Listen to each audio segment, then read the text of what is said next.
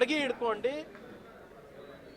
ನೀವು ಪಥಸಂಚಲನವನ್ನು ನಿಮ್ಮ ಮಕ್ಕಳ ಕೈಲಿ ಯಾವಾಗ ಮಾಡಿಸ್ತೀರಾ ಅಷ್ಟೇ ಕೇಳ್ತಾ ಇರೋದಲ್ವಾ? ಓಯ್ ಹೌದಪ್ಪ ಪ್ರಿಯಾಂಕ್ ಹೇಳ್ತಾ ಇರೋದು ಕರೆಕ್ಟು ಅಂದ್ಬಿಟ್ಟು ಅವ್ರ ಮಕ್ಕಳಿಗೆಲ್ಲ ಬಿಡಲಿ ನೋಡೋಣ.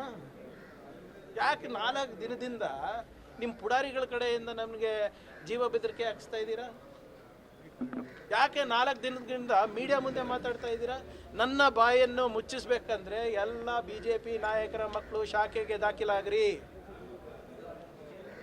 ಎಲ್ಲ BJP ನಾಯಕರ ಮಕ್ಕಳು ಗೋರಕ್ಷಕರಾಗಿ, ಎಲ್ಲ BJP ನಾಯಕರ ಮಕ್ಕಳು ಗಣವೇಷ ಧರಿಸಿ ಗೌಮೂತ್ರವನ್ನು ಪಬ್ಲಿಕ್ಕಾಗಿ ಕುಡೀರಿ.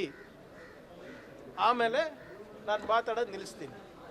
ಇವಾಗ ನಾವು ಏನು ತರ್ತಾ ಇರೋದು ಕಾನೂನು ಭಾಳ ಸ್ಪಷ್ಟವಾಗಿದೆ.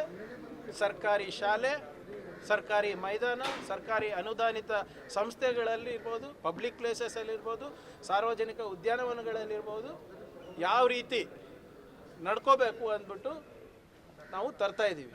ಅದು ನಿಮಗೆ ಇಷ್ಟ ಇಲ್ಲ ಅಂದರೆ ಪಾಲನೆ ಮಾಡಬೇಡಿ.